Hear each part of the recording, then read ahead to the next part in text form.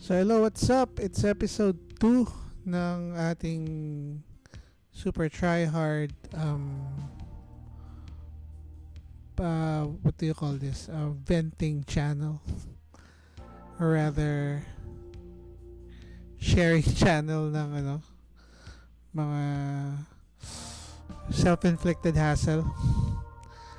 Bali, actually may lap may laugh trip na lap trip Pinoy na Pinoy may laugh trip na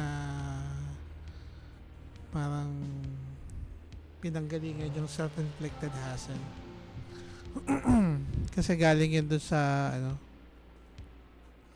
tropa ko, si Stephen Desagon. Kaya na natin yung makina, parang masyadong malakas parang masyadong malakas, parang kutob ko lang naman.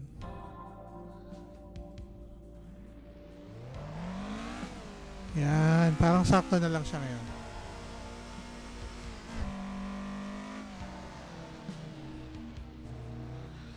So yun, yung self-inflicted hassle, natutunan ko yung kay Stephen. Hindi ko na siya siyempre bibigay yung last name niya, no? Kasi for anonymosity, tama ba? For para anonymous siya. So naisip niya yun kasi na parang nag-usap kami sa mga chick problems nun ng mga tao dun sa tambayan namin before sa sounds like Los Angeles pero letter B. Hindi, sa Los Baños. Tapos sabi niya na yung mga problema kasi ng kabataan yan, mga self-inflicted hassle lang kumbaga sila lang din naman yung may gawa, kaya nga, well, self-inflicted of course. So yan, wala lang, share ko lang. Ano ba, hinaan natin ito music, no? Parang takaw attention siya. So, actually nag-iisip ako kung ano bang ikukwento ko, or at the same time siguro ituloy natin yung questionnaire na ginagawa natin yesterday. I think natapos tayo sa question number 70. Pero bago natin gawin yon, syempre scrolling while driving, di ba? Hinapan natin yung music, parang ang lakas masyado. Parang yan siguro, parang nadidistract ako. Kala mo naman talaga nagdadrive no?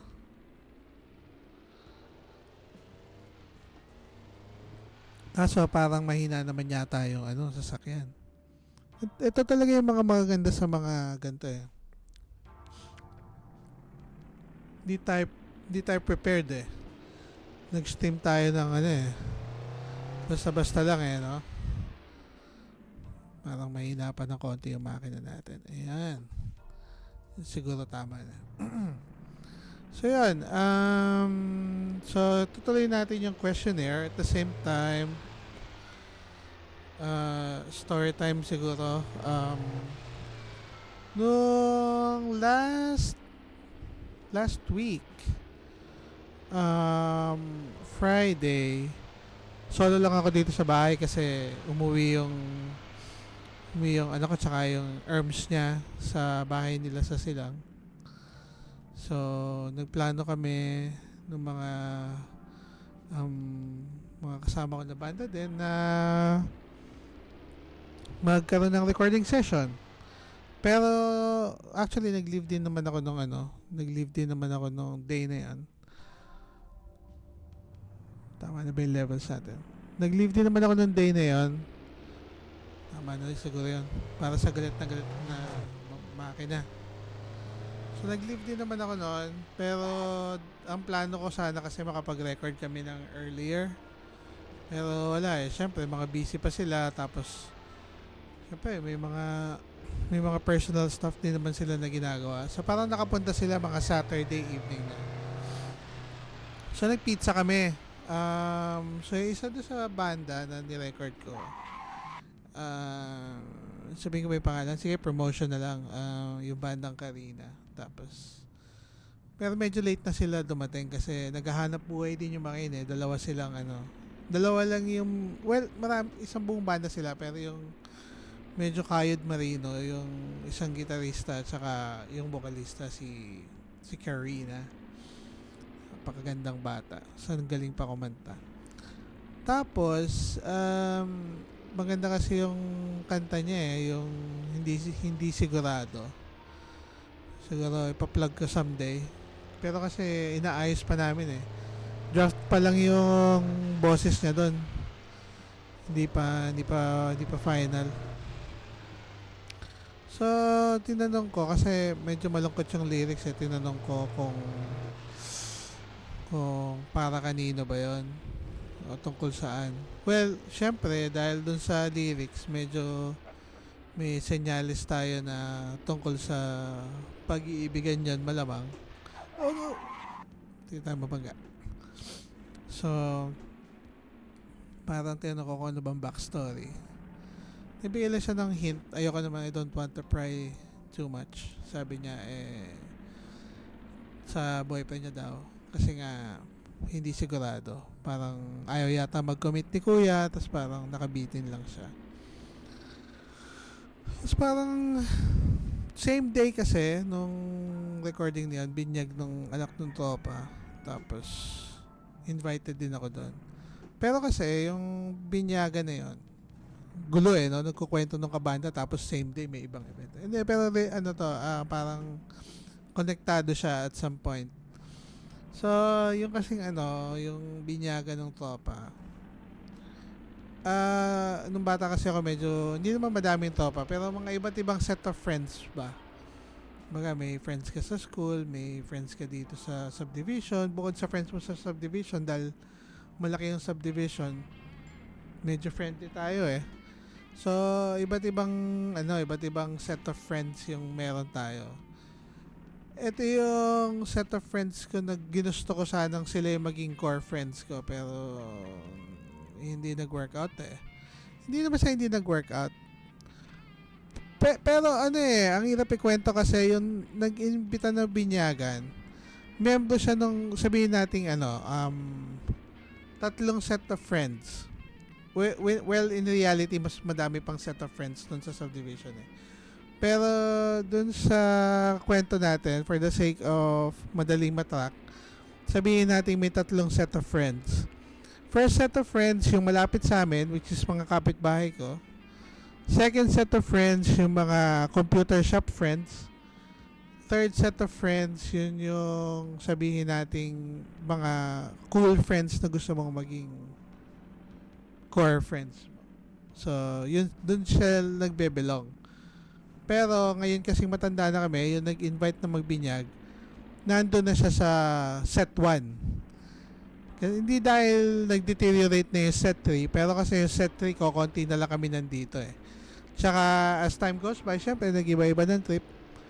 Mas gusto na niyang kasama yung set 1 versus dun sa set 3. Di ba mas gusto, pero mas lagi niya kasi nakakasama eh. So mas na-develop nila yung may tawag din parang sa Pokemon yung like yung pagka-like niya. Hindi Pokemon eh, basta may ibang laro na parang yung level na like ka nung binangga pa ako. Yung level nung nung attachment sa iyo nung pet mo, ganun. Para siyang ganun. Parang sa Ragnarok. Kasi binibuild mo yung pet mo para i-like ka, ganun. So, parang yung level of like, closeness yung dalawa, ganun. So, nandun na siya sa set of friends na yun. Pero, for the sake of story-wise, isipin natin nasa set 3 pa din siya. Kasi yung mga imbitado doon sa binyag, mga set 3. Intentionally, hindi na talaga ako umattend nun kasi hindi naman dahil sa may ibang rason, pero kasi yung dati kong girlfriend, yung kuya niya, nando sa set 3, magkabarkada kami. So, technically, binali ko yung golden rule na Huwag mo shootain yung utol ng tropa mo. Pero wala namang issue doon. Baka lang kasi maging weird kasi yung napangasawa nun, kabarkada din namin sa set 3. So binali niya rin yung role na yun. No, na wag shootain yung utol ng barkada mo. Pero sila kasi nagkatuluyan. So kumbaga, sa akin kasi, crowd na nila yung set 3 eh. Parang, although wala naman sigurong dapat ika-awkward kasi matanda na kami. Pero parang iwas na lang din kasi kumbaga magkakailangan pa eh. Siyempre maglolokohan pa ba tayo pagka naman nagkatitigan kayo nun, may maiisip kayo pareho ng nakaraan, di ba? So parang magiging weird pa eh. So kaya ako nasingit yung story niya na napakahaba ng napakahaba nung setup kasi nasabi ko kay kasi doon sa lyrics ng teka, tatry kong hanapin yung sa lyrics na sinend kasi niya nung kanta niya na sigurado parang nagpapahiwatig siya ng slight na parang na siguro gusto pa rin niya na bumalik, na baka baka nagsisisi siya na nag-break sila kasi siya yata sa lalo ko siya yung nakipag-break eh. So siguro alam mo na, parang may mga ganun naman nabangga na tayo, tawi nga muna tayo. May mga ganun naman kasi na parang ayaw mo naman na, teka lang search ko lang yung pangalan niya kasi syempre hindi pa lumabas agad sa unang search, diba? Hindi helpful tong Facebook eh. Yan, na-transport tuloy tayo palabas kasi naging kalat, naging basura tayo dun sa gitna ng kalsada. Kasi dun sa lyrics niya, i-breakdown natin yung lyrics niya kung tama ba yung pagkakaintindi natin.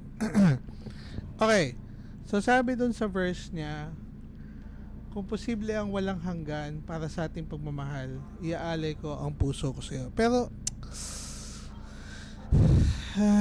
parang gusto niya pa eh. Parang mahal pa niya si kuya eh. Pero paano ba? Tapos hindi sigurado ang bukas nating dalawa. Kaya ngayong gabi, so parang yun yung pre-chorus, dahil komplikado ang buhay nating dalawa. Saan napunta? Teka, tanga ko naman mag-down. So, balik tayo sa umpisa. Kung posible ang walang hanggan para sa ating pagmamahal, iaalay ko ang puso ko sa'yo. Sabi ng verse niya. Tapos, hindi sigurado ang bukas ng ating dalawa. Kaya ngayong gabi, so, parang yung setup ng kanta niya, parang moment lang na nag-uusap sila. Siguro ito na yung last na gabi nila. So, sabi niya, pwede bang wag nang umalis? Tapos dun lang daw sa tabi niya, siyakapin siya ng mahigpit.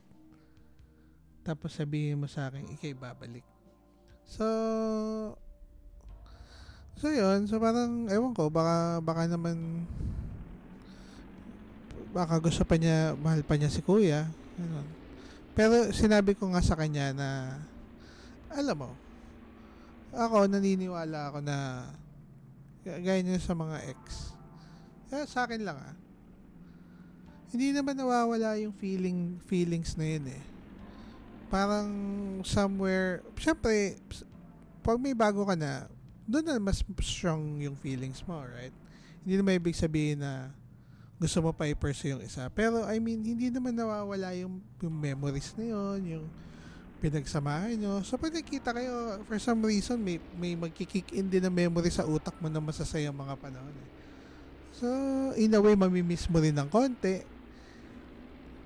Parang hindi naman nawawala yung pagmamahal in a way. Pero, I'd like to believe na isinasa isang tabi mo lang siya. Kasi, hindi na pwede eh. I mean, may buhay ka ng sayo. May jowa na siyang kanya, hindi na pwede. Pero alam mo yun, parang kung ano man yung shinare nyo, nandyan pa rin yun eh. Siguro sa akin lang, baka ako lang, siguro may iba na completely nakaka-move on. Kasi Kung nakikita ko yung mga ex ko, natingin ako agad sa dede nila. Hindi. I mean, magmamalinis pa ba ako? Kasama naman yun doon eh. Maalala mo yung mga ganong bagay. Diba? Diba? Ewan ko, ikaw ba? I mean, siguro, baka bastos lang talaga ako mag-isa. Pero, going back at seryoso, feeling ko hindi naman talaga yung nawawala. Natututunan mo lang siyang isa-isang tabi. Yan. So, nirecord niya yung kanta. Ang galing. Sobrang ganda. Actually, wala pa nga akong ginagalaw dun sa kanta niya. Parang nirecord lang namin. Tapos naglagay lang ako ng konting ambient shit. Ang ganda na eh. Sobrang ganda na eh. Kasi maganda naman talaga yung chords niya to begin with. Tapos ang ganda din ng boses niya. Tapos ang ganda din ng lyrics niya. Ako, actually, problema ko sa sarili ko yan pag nagsusulat ako eh. Siguro may mga tao talaga na parang kaya talaga nilang i-transfer into words yung mga composition nila. Kumbaga kaya nila talagang isulat or gawa ng tono. Ako wala, na-stuck ako eh. Kasi parang ang dami ko kasing gustong sabihin eh. Kahit na as a producer, I would know na parang dapat moment lang, kagaya nitong kanta niya, parang moment lang, yung moment lang ng gabing yon, napatapos na yung relasyon nila. Dapat ganun lang kaikli ng moment eh. Pero hindi eh, parang meron akong, parang minsan yung mga kanta gusto ko isulat, parang parokya ni Edgar, parang alumni homecoming eh. Na parang nagsimula nung high school kayo, tapos natapos nung, parang yung bridge, yung alumni homecoming, hindi, yung bridge yung parang prom night nila o kaya kung ano man yung farewell party nila, tapos ang final chorus yung technically yung pagkikita nila ulit. So parang alam mo yun, parang minsan ganun yung build up na gusto ko, kaso ang hirap sumulat ng ganun eh. Si Chito lang, tsaka ewan ko, tsaka si Ellie Buendia, yung Huling El Bimbo lang yung ang ganda ng structure na ganun eh. Parang hirap eh. Kasi parang habang sinusulat ko siya, parang na-hungry ako for details. Wherein hindi naman dapat kasi hindi naman telenovela yung sinusulat mo eh. Kanta lang yung lyrics. Hindi kanta lang ha. Hindi ko siya binibigyan ng less value. Pero I mean, maikling form of art and entertainment lang siya eh. So hindi naman kailangan siguro na siksikin mo siya ng full data sa pagising ko ngayon, 7 a.m. Umihi ako, tapos na-realize ko na sa kama pala ako umiihi, hindi pala ako gising. Kaya yan, parang ganun eh. Pero, I mean, masasabi pa natin na malalearn ko pa yan, hindi ko din alam eh. Minsan, binabawi ko na lang sa paggawa-gawa ng magagandang chords eh. Well, I'd like to think na maganda yung chords, pero, alam mo yan, pag ikaw yung nagsusulat, parang overcritical ka eh. Nag-ano nga eh, dyan nga sa pagsusulat, parang nung nag-start ako ng 2010, inisip ko, susulat ako ng mga sobrang komplikadong bagay. Sabang nagtagal, may isip mo na lang, huwag na lang ako maglagay ng gitara kasi parang ganun yung nangyayari. Yung guitar playing ko, tsaka yung pagsusulat ko ng lyrics ng kanta or pag-iisip ng tono, pareho ng kinakahinatnan eh. Parang parang sa sobrang stick ko sa sarili ko, sa sobrang gusto ko siya maging perfecto, lalang wala nangyayari. Kasi napaka-wordy eh. Ang daming words na hindi naman necessary. So, ayun. I mean, siguro work in progress pa din siya. Ewan natin. Nagtatry pa din naman ako magsulat, pero feeling ko mas okay na siguro yung magsulat na lang ako ng mga chords, tas bahala na sila sa melody.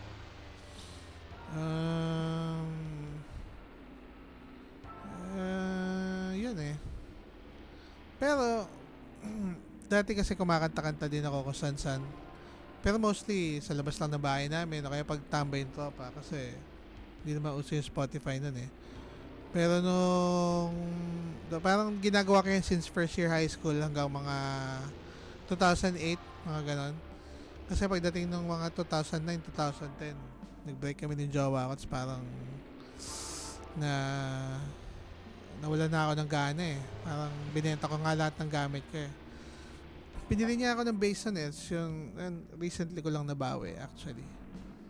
Na pinagsisisihan ko na binenta ko. Kasi may sentimental value sa akin yung bass na yun. Hindi lang dahil syempre binili niya yun, pero ang daming memory ng bass na yun na mahalaga sa akin. So nung nabenta ko siya actually, ang tagal ko na siyang gustong bawiin. Tapos hindi ko siya nabawi. And not until recently. Pero siguro, tsaka ko na ikukwento kasi parang kung saan na tayo napunta eh. So balik tayo dun sa songwriting, no? So, bukod dito sa parang inisip ko nga na kasi may daming banda dito sa Laguna na magagaling. Gaya nung Totoy Live, Full Tank 50, lalo-lalo yung mga Los Baños Kids, yung Ashra, Karina. Nakaka-inspire eh kasi ang gagaling nila eh. Tapos, minsan inisip ng bagets na yan, ang lapit ng technique. Pero hindi nila alam. Yun naman na-acquire ko lang dahil sa age na. So, hindi pa nila alam kung gaano sila ka-talented kasi sobrang bata pa nila. Yung level na nung virtuosity nila, napakalayo. Nung ganong edad nga ako natupag ko lang panonood ng Bold. May nagigitara na ako noon pero alam ko sa sarili ko na hindi ganong level. So, ibang klase na yung gagaling ng mga bata ngayon. So, umaasa pa din ba ako na ma-learn ko pa yung ways ng tamang pagsusulat? Maybe yes or no. Hindi ko din alam eh. Sabi mo ba sumuko na ako? Medyo siguro. Pero, nagtatry ako ulit kumanta-kanta ulit. Pero syempre, ramdam ko na yung age. Baga nasisintonado na ako. Tapos, minsan hindi ko na mahanap yung key tone ng kanta, ganon. Pero try ko ulit na bali nitong year ako talaga naging active eh. Kasi tumigil ako mga 2010 tapos tukla ko ah. So, binenta ko yung mga gamit ko kasi na-depress nga. Pero may mga moment within 2010 to 2020 na parang nag-try ulit ako mag-gitara, ganon. Pero matagal talaga na wala talagang gitara. As in, talagang wala. Blanco. O puro katangahan lang yung ginagawa ko. Ganun. Ano lang, work, office, ganun. Tapos, sometime within nung mga taon na yon, niyaya ko ni Jack na magbanda. So, parang biglang ang laki nung jump from hindi nagigitara to biglang magigitara ulit kasi ang hirap ng kanta ng Champagne Drive eh. Bali yung Champagne Drive, banda na siya dati sa LB, pero iba yung pangalan niya nun, Excel yun. Pero dahil nga busy-busy na yung mga members, paiba-iba na ng members, kung sino-sino na yung sumali. Pero yung core na member, which is si Jack tsaka si Cyrus, sila pa din. So yun, tiroy nila, tapos parang nagka-problema sila sa gitarista nila. Ako, sobrang wala. Napag-iwanan na talaga ako nun. So, tulungan ako ni Jack na medyo makaget back in shape. Pero I wouldn't say na sobrang back in shape kasi talagang wala talaga. Palpak talaga eh. So, bumili ako ng mga konting gamit ulit nun. Pero medyo kalat pa din kasi tagal ko na kasi talaga hindi na gitara eh. So, talagang all out sa talaga yung skills ko nun. So, medyo short-lived yon pero nakatugtog kami sa Sagiho, mga sa isang parang music festival. Nalimutan ko yung pangalan eh. May stage nun eh. Nasa doon din ako, di ko malala, pero may stage nun sa Sagiho, nakatugtog kami doon. Tapos, sinama din ako ni Jack no sa isa niyang banda, yung Alex in Wonderland. Nag-session din ako doon. Pero short-lived din yun kasi nagka-baby na kami. Kaya kumaga parang balik benta ng gamit. Ganon. Tigil na ulit sa pagigitara. Tapos ayun. Bali wala eh. Bumalik ako nito lang ulit after COVID. Parang actually wala nga ako balak magbanda nun eh. Parang bumalik lang ako kasi nung medyo gumagaling-galing na ako, meron naman akong gitara sa bahay pa that time na naiwan pero wala nang effects, nakasaksak na lang sa PC. So, may mga naiwan akong kanta, tapos may nakita ako na friend ko sa Facebook na sumasad tip sa Facebook. So, kinausap ko siya that time. Sabi ko, ay, may mga music ako dito na iwan. Actually, pakwit na din talaga ako nun. So, yun. Sabi ko, kanya na lang. Pero, ibang storya pa yun eh. Magulo pa yun eh. Pero bago pala yun, bago pala ako nagka-COVID, nag-try ako mag-dive into producing rap music. Kasi naisip ko, try ko na lang mag-produce ng rap music. Kinausap ko si Wayo, yung dati kong office mate, yung vocalista ng Slow Dough. Tapos yun, nag-release kami ng couple of tracks under Stay Gold. Natsaka ako na siguro rin i-expound. Tapos yun, after COVID, yun nga. So, itong current ko na banda, nung parang nauuta na ako dun sa pinoproduce ko nga, pinabigyan ko ng mga kanta ko kasi nagkaroon kami ng parang internal problems. Hindi naman malalang problema, wala lang, basta parang childish shit lang. Nag-decide na ako mag-step away dun sa bandang yun kasi well, gusto ko naman mag-production, parang hindi na rin kasi kaya nung time ko yung requirement na kailangan niya eh. So, nag-step down na ako. Pero gusto ko ulit sanang i-try mag-gitara sa guitar player kasi kumbaga ang tagal ko nang ang tagal ko nang walang banda. Huli kong banda yung Champagne Drive, tapos nakakamiss din. Pero kada may isip ko magbanda, tinatamad ako eh. Nag-chat sa akin yung crush ko na kabanda ko din dati, si Carol. So parang may napag-usapan kami eh. Hindi ko na maalala kung ano eh. Tapos parang dahil gusto ko lang humaba yung usapan, parang sabi ko sa kanya, uy, actually pina-follow ko naman yung banda niya, nakita ko kakatugtog lang nila.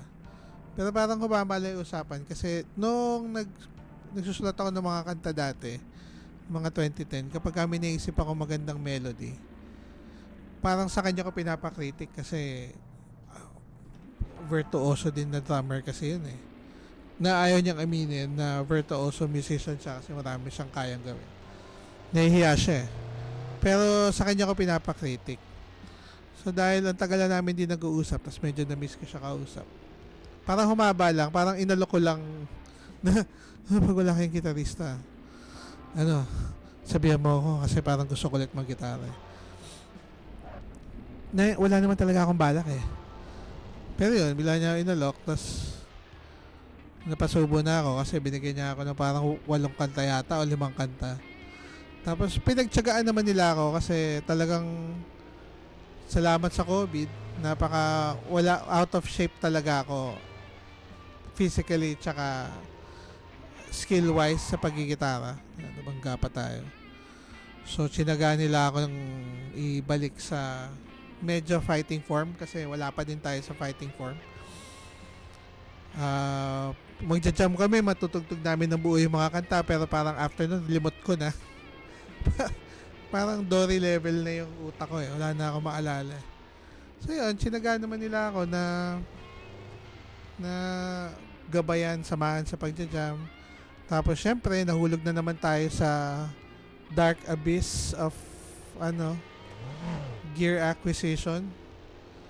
So yun, walang katapusang pagbibili na naman ng ng mga gear. Kasi yun, teka, overtake na natin itong mga to.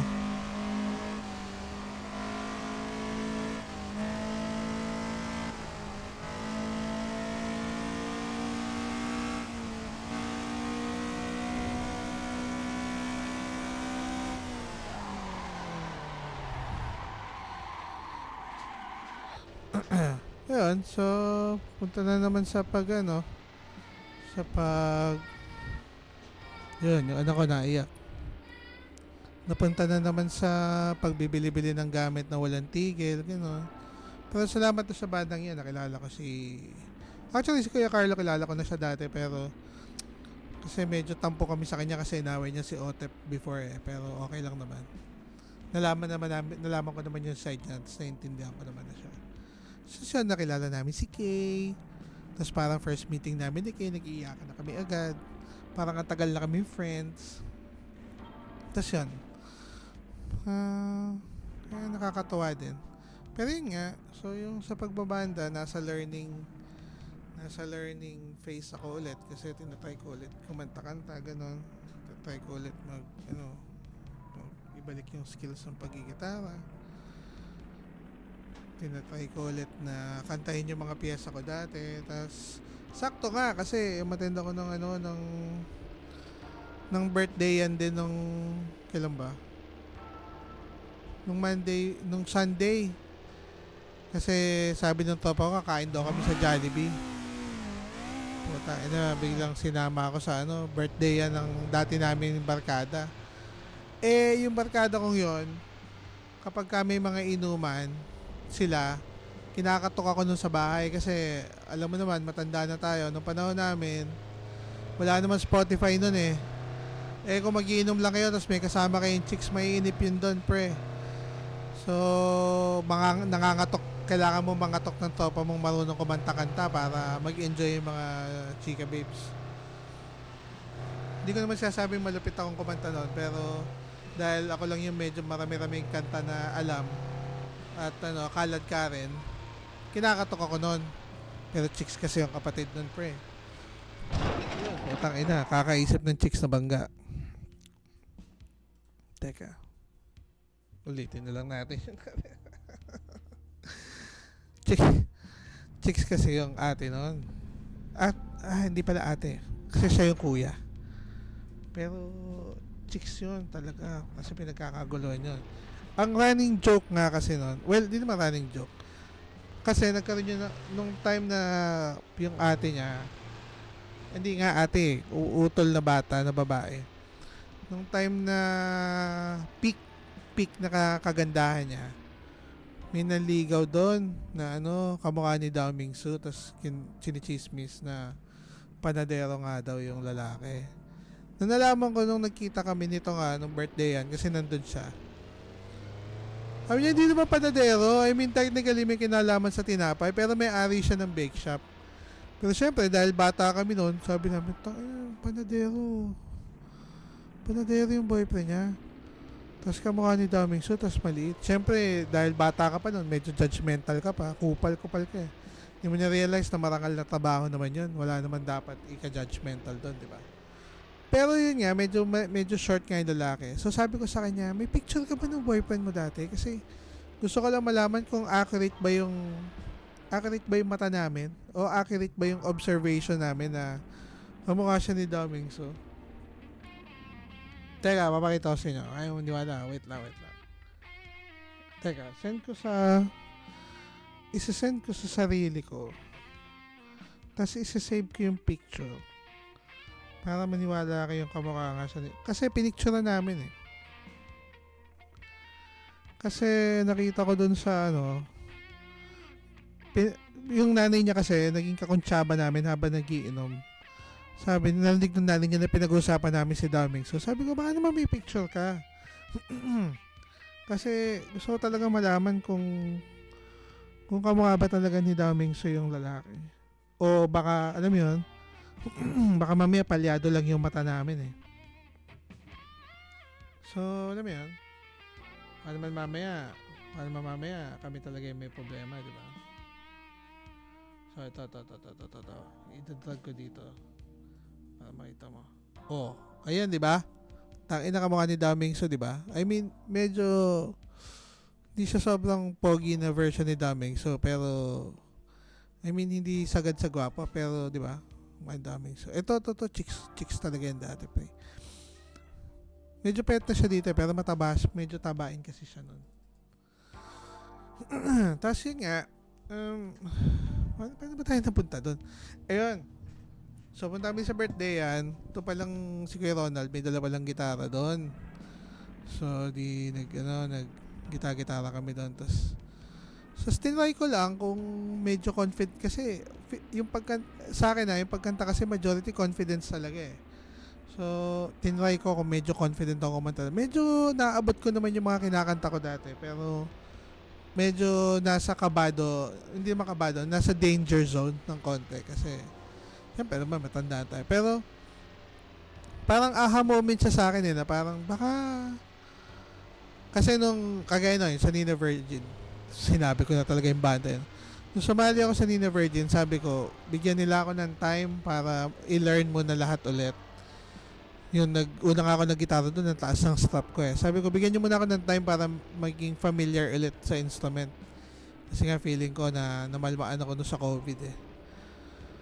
Which is, mababait naman sila. Binigyan nila ako ng time. O, tama tong gagong to oh. Ino mo, oh. Hiningitan pa ako. Yun. So, ngayon, feeling ko pwede ko na ako ulit kumanta-kanta ng pakonti-konti.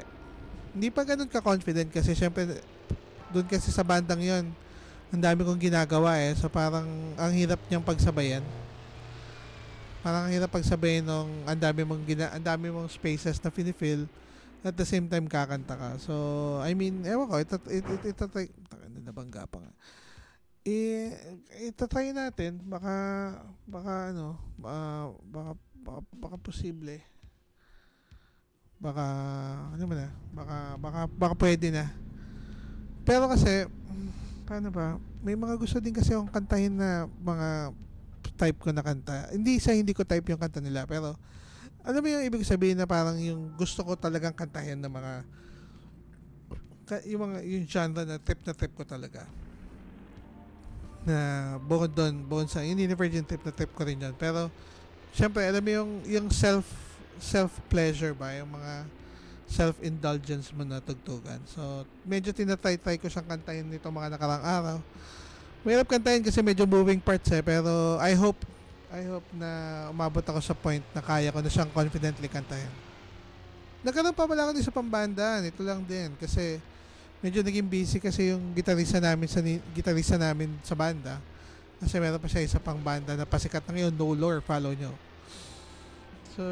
yun nagbe-bass naman ako doon yun nga nabawi ko yung bass sakto tapos nagbe-bass ako doon sa bandang yun pero mukhang mabibisi-busy na rin sila kasi mga pamilyado na rin yung member nun eh so parang kumbaga hindi na rin siya ganun ka-ideal na kumbaga lagi kami makatugtog pero sana yung sa Envy kasi hindi siya bukod sa banda family siya eh. I mean family din naman yung isang banda pero kasi mas hectic yung schedule ng mga members so parang hindi talaga magawa ng paraan yung sa Nina Virgin subok ko na yun eh kahit gaano sila ka busy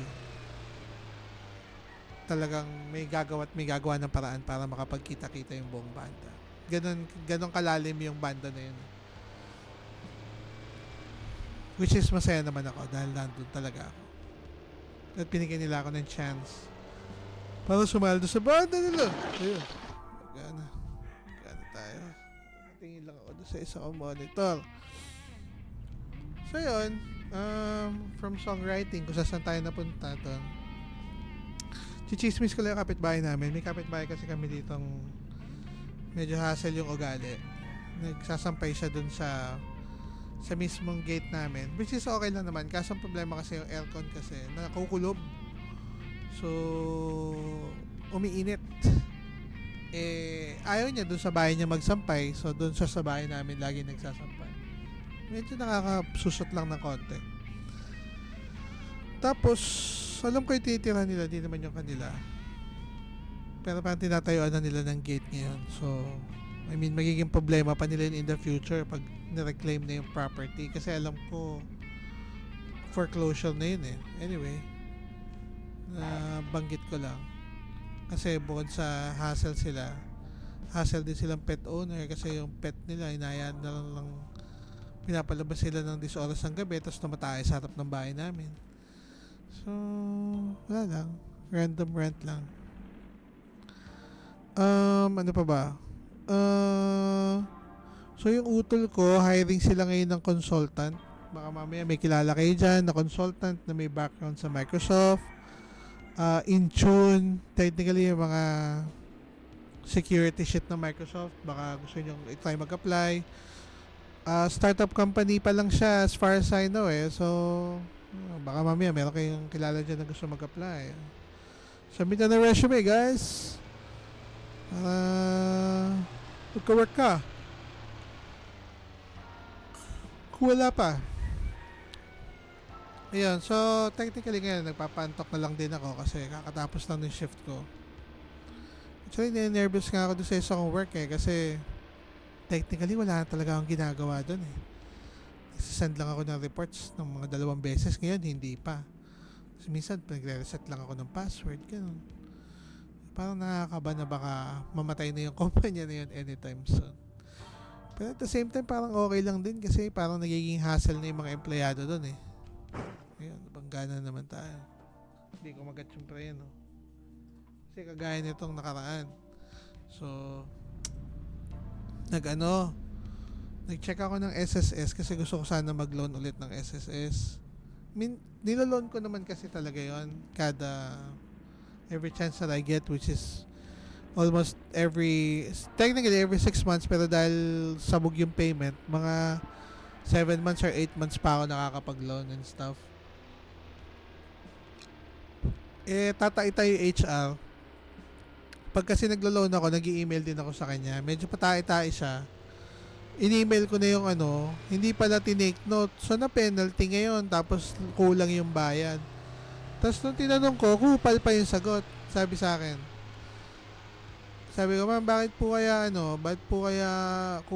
hindi na kayo nagbayad ng ng pag-ibig after, ng SSS after April?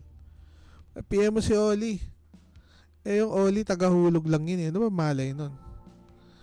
So, piniem ko ngayon yung yung lalaki. Ang reply sa akin, i-PM mo yung HR. So, parang tanga lang, di ba? Bumalik na naman ako doon sa HR. Tapos, piniem ko yung HR. Sabi ko, ma'am, hindi daw po alam ni Oli. Well, common sense. Kahit naman ako, parang alam ko na ganun eh. Tapos, ang tanong ba naman sa akin, ano ba ang tanong mo? Yung contribution mo, kung kailan nagko-contribute o kung ba't wala kang hulog. Sabi ko, ewan ko, siguro it falls under the same category. Kasi 1, tumigil kayo sa pagbabayad without notice kung bakit. 2, malay ko ba kung kailan kayo naguhulog, di ba? So, yun na lang niya chinek. On paper daw niya, hanggang April lang daw yung babayaran niya. Sabi ko, paano po nangyari yun? Pag nagre-renew po ng yan, sobrang galit ko, binangga ko ng mga kotse. Paano po nangyari yun? Pag nagre-renew, bago ka makapag-renew, ina-approve ng HR yun. So, dapat tinitake note mo na yun agad pagka may nag-renew. Pangalawa, in-email ko sa iyo yung breakdown kung magkano yung amortization na babayaran.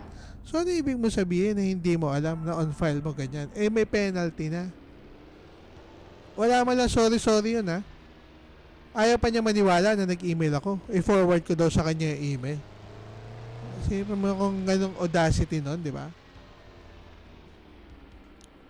Huwag ko ba? Medyo na-stress ako doon Pero, di ba? Hindi mo gano'ng ka-hassle. So, parang technically, okay na lang din siguro sa akin kung magsara yung kumpanyang yun. Kasi, ewan ko ako kasi naniniwala talaga ako, lalo sa BPO. BPO, pag nawa ka ng Pilipino, pare, lalo nagkakaleche-leche. Kasi ang unang course of action ng Filipino manager, pag nakuha niya yung isang kumpanya, lalo pag mga toxic na mga Filipino culture, I mean, hindi siya toxic kasi tutulungan mo yung kaibigan mo, pero technically toxic siya in the long run kasi kung yung kaibigan mo naman patatas wala na idudulot na maganda yun, di ba? Magkakalat lang sa kumpanya tapos hindi naman nun alam yung policy. Kagaya nun, hindi ko alam kung paano naging HR yun. Hindi naman niya alam kung ano yung policy. Hindi mo lang nag-sorry kasi may penalty ka na, di ba?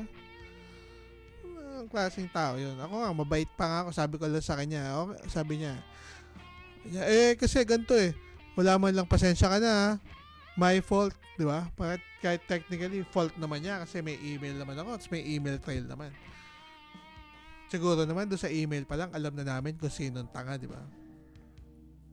Pwede nga lang pinatulan, hinayaan ko na lang. Kasi wala naman mangyayari. I mean, sabi ko nga sa utol ko kasi nga nagkakaproblema din siya sa office kasi yung kupal yung mag-hand over sa kanya, kinukupal siya, ganun. Sabi ko, alam mo, the moment na ma-realize mo na hindi mo kailangang i-please ang kahit sinong tao. Kasi kahit i-please mo yan, may masasabi pa rin niya sa'yo eh. The moment na magsimula kang tumigil sa pag-worry sa iniisip ng ibang tao, the more happy you will get. Ngayon, wala na akong pake. I mean, sa mga friends ko, tumutulong ako. Diba, narinig ko na may nangangailangan. Pero pag work-related, tas narinig ko na parang, paano kaya to? Kahit alam kong gawin, kung hindi ko naman ka-team, tas hindi ko naman kaano-ano, o hindi ko naman kakilala, hindi ko na pinapakalman, pare. Kasi, magbe-breed lang ng problema yun eh. Para sineset up mo lang yung sarili mo for disappointment. I mean, ayoko naman na syempre, as much as possible, gusto ko syempre kung may makikinig nito na tumulong kayo hanggat kaya nyo, pero may experience nyo kasi yan pagtandaan nyo yun na parang sobrang bait mo, busuhin ka eh. So parang maglagay ka din ng maglagay ka din ng parang space of safety para sa sarili mo kasi busuhin ka lang ng ibang tao sa totoo lang. I mean, the good in me would say na parang tumulong ka pa din hanggat kaya mo. Hanggat kaya mo pa. Tumulong ka lang siguro. Pero kasi demonyo sa loob ko parang sabi siya, kukupaling ka din naman yan pagdating ng panahon. Parang alam mo yun, minsan gusto mong maging mabait pero parang yung yun din sa opisina din na to nagtatrabaho. May kilala kasi ako na nagpapatulong siya na para mag-asikaso ng papel. So, ako, dahil alam kong madali pa kausapin tong taong to, tapos naglalakad siya ng mga papel, at medyo hindi naman siya well off, sinabi ko lang sa kanya na, pre, baka gusto mo ng racket kasi si ganito naghahanap ng ganyan. Nalagot pa naman sa akin eh. Parang may Google naman eh, Google na lang niya. Alam mo yun, parang, bibigyan na nga kita ng trabaho eh. Ikaw na nga maglalakad eh. Kung ayaw mo, sabihin mo na lang na hindi ka pwede. Huwag mo na ako palin. Bigyan na nga kita ng bibigyan na nga kita ng handouts eh. Parang ako nga kaya kong lakarin yun eh. Pero dahil gusto kitang tulungan para magkaroon ka ng extra income. Alam mo yun? Minsan yung pagtulong pre, hindi masama tumulong pero minsan pipiliin mo talaga yung tutulungan mo. Ako, sa aming company na nalipatan ko, kada may narinig ako may kailangan tulong, tinutulungan ko. In the end, that shit bit me in the ass, man. So, masasabi mo ba na sumuko na nakakatulong? Hindi naman. Tulong pa din ako, pero kinikilatis ko muna. Kung pag tinulungan ko ba to, hindi ba ako nito haselin? May sinasabi may kasabihan yung AirPods ko dati, yung grasya na naging disgrasya pa eh. Kaya tsaka minsan tama din yun na kasi minsan pag may gusto kang gawin o kaya may gusto kang tulungan, sobrang topic na dito pa kailangan talaga minsan lalo sa trabaho, huwag ka masyado magbida-bida, parang gawin mo na yung trabaho mo kasi hindi naman lahat yan ma-appreciate yung ginagawa mo eh. Yung iba dyan, may masasabi pa sa'yo kasi bida-bida ka. Kumbaga, walang trabaho mo, dun ka lang sa lane na yun, not unless i-assign sa'yo, tapos trabaho mo na. Huwag kayong masyadong makialam sa ibang trabaho ng ibang tao kasi minsan kailangan mo din isipin yung mararamdaman ng mga tao sa team na yun. Diba? Di naman to taga dito eh. Ba't pa nakikialam to? Not unless may official handover na kailangan mo nang gawin yung trabaho yun, gawin mo. Pero hindi mo naman work, huwag mong gawin kasi dyan nagsisimula yung pang-aabuso din ng employer eh. Ginagawa naman yun ng libre eh. Tama siya. Diba? So within scope lang ng work mo para naman hindi ka maabuso. Yan o. So nagalit na tayo. Kung saan tayo napunta, nabangga pa tayo. Kaya yun eh. Hassle pa eh. Ngayon ito kumbaga ngayon kasi ang dami ko ng pinoproblema gaya ng condition ng anak ko, tapos mga bayarin sa bills, parang hindi ko na afford na maging matulungin masyado. I mean, I try my best kagaya itong studio, tinayo ko to para makatulong sa ibang mga tao, sa mga ibang banda, pero kahit yun scheduled na eh kasi syempre alam mo naman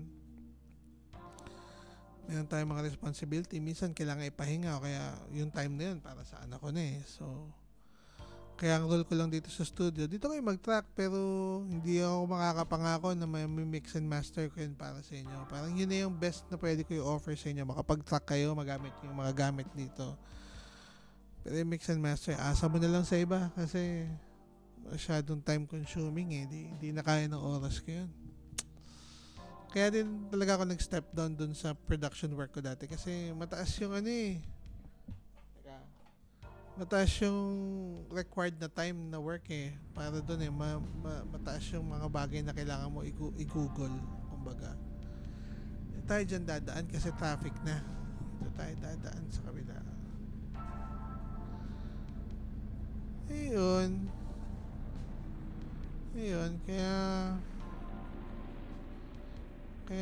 ano, nakadaan ba ako dito? Oh, yung mga kadaan. Oh, tumagos. Tumagos ah. Teka, atas muna tayo.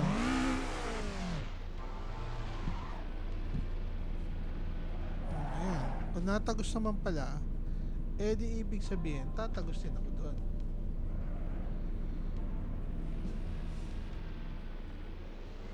Oh, ha? Kung bila tayo nabangga, eh di hassle.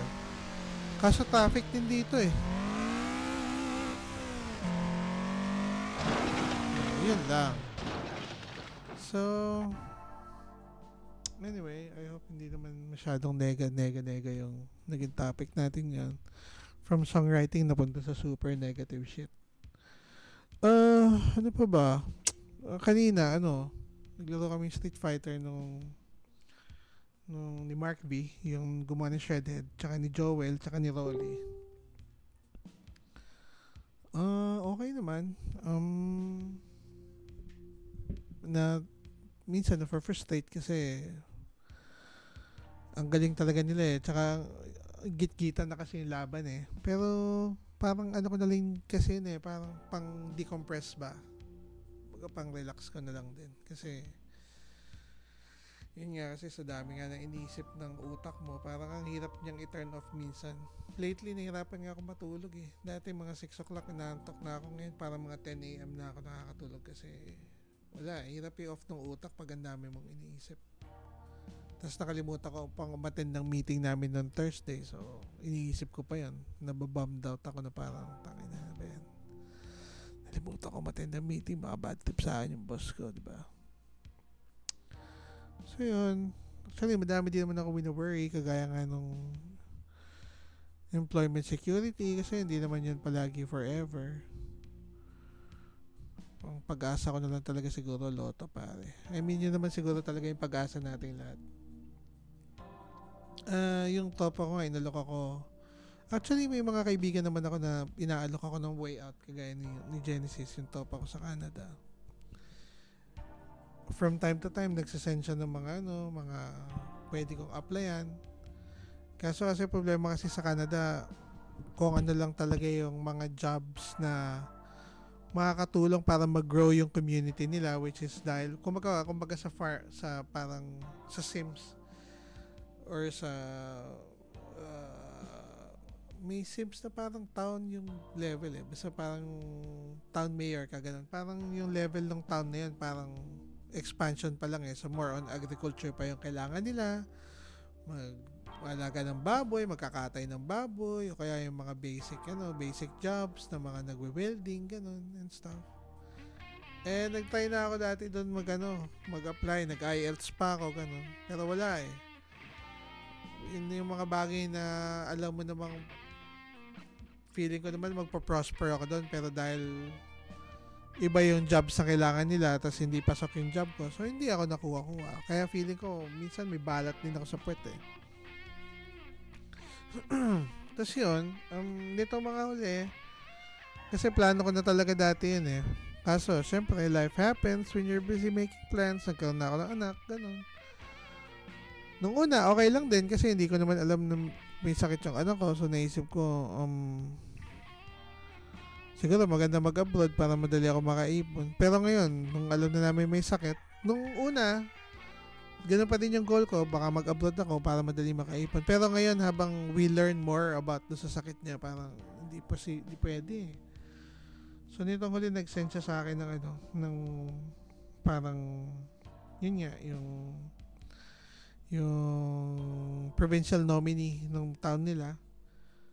Siyempre masakit, pero nirekta ko siya na parang hindi na talaga posible. Pero baka in another life na lang, kasi kahit makalipat kami doon, sabihin na namin medyo same type of living kagaya namin dito sa Pilipinas. Medyo medyo pinalad naman tayo, medyo nakakaangat-angat tayo ng konti, medyo nabibili natin yung gusto natin, tapos medyo nakakain tayo sa masarap. Pero sabihin natin umabot kami sa ganun, ang next problem doon, wala kaming pag-iiwanan doon sa bata pag na dead balls kami. Diba? Siyempre sasama ko yung herbs ni Yeshua sa ibang bansa. Sabihin na makapag-set up kami doon ng maayos para sa bata. Problema pa din yun, di ba? Kung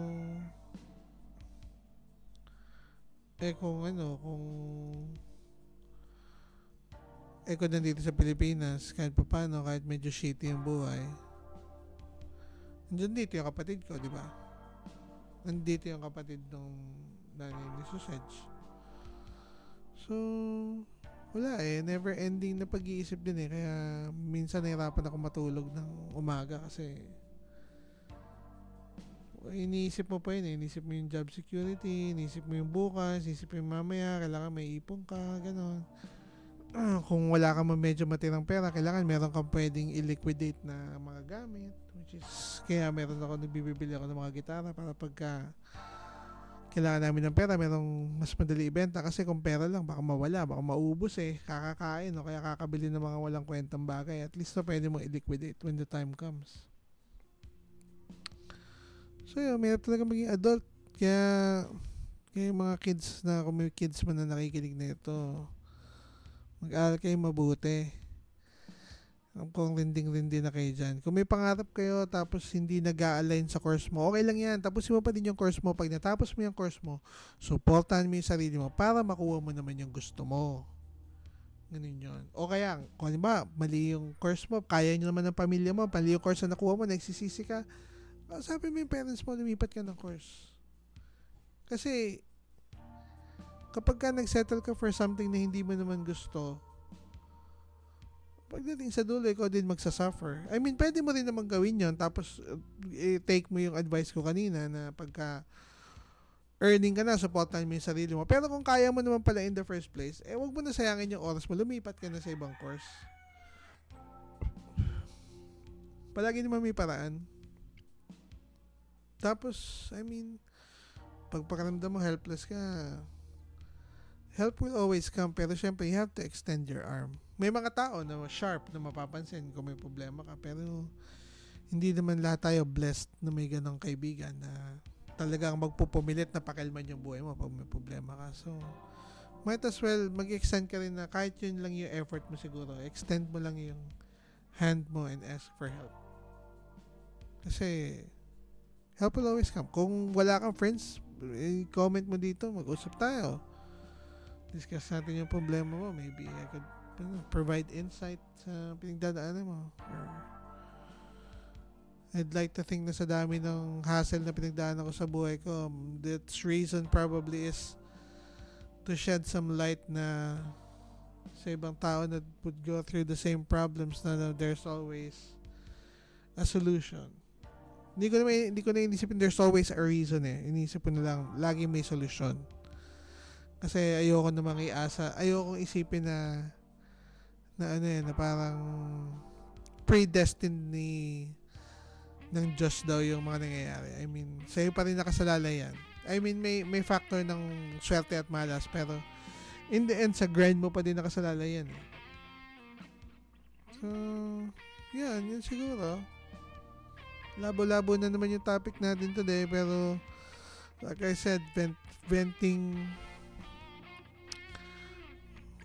vlog ko to So medyo nakakagaan ng loob kapag nilalabas mo yung kinakainit ng ulo mo. Kahit na Kahit na technically hindi naman siya solusyon, maganda yung nalalabas mo rin yung sama ng loob mo, di ba? So yun, ano bang advice for the day? Sumikap ka lang. Halimbawa, bad tip ka sa parents mo tapos sinaisip mo na wag ayusin yung pag-aaral mo, wag pre, ikaw lang din magdudusa dyan. Kaya grind lang ng grind. Importanteng goal, makatapos ang pag-aaral para makalayas ka na sa bahay nyo. Tapos makakapag-provide ka na sa sarili mo at the same time masupportan mo yung gusto mong hobby. Wag gusto mo maging musician, gusto mo maging painter, dude, kaya mo yan. Grind lang. Tsaka alam kong baka na hindi na kayo marinig na grind ka lang, swerting ka din. Basta isipin mo na lang na yung swerte is every shot you take. Pag hindi ka sumot, hindi mo binato yung bola, paano ka suswertehin? Siyempre iba minsan sala, pero grind lang. Minsan pag sumot yan ng maganda-ganda. Ako, yung employment history ko dati, isang katutak na kamalasan din. Sipin mo sa Burger King na nga lang, di pa ako natanggap eh. Di ba? Tapos ngayon, medyo okay naman tayo. Pero syempre, hindi man ito habang buhay. So, isipin mo pa yon. So, siguro hanggang doon na lang muna tayo. 1 hour na. Puro random shit na naman kung saan napunta yung discussion natin. Pero hopefully may improve natin to as we go. Hopefully mas maging maayos yung thought process ko kasi nga may OCD tayo. So point to point yung gewang eh. So yan, I think that's episode 2. Tapos hindi tayo nakagalaw. May nagkakantutan dito, alog ng alog oh. Sakin na to. Anyway, salamat sa pakikinig. I hope you guys have a great day. Kung hassle yung araw mo ngayon, I hope later on you find good things na pwede mong tawanan, or hope na itong self-serving na podcast ko I hope na matulungan kayo nito, or napasaya kayo, or naintrigue kayo, or kahit panandalian, nalihis yung isipan nyo sa mga pagdadaanan nyo today. Not really religious, pero I'll try to pray for you guys in my own way. I'll try to wish you guys good luck. So yan, bye bye. Next episode na lang ulit. See y'all.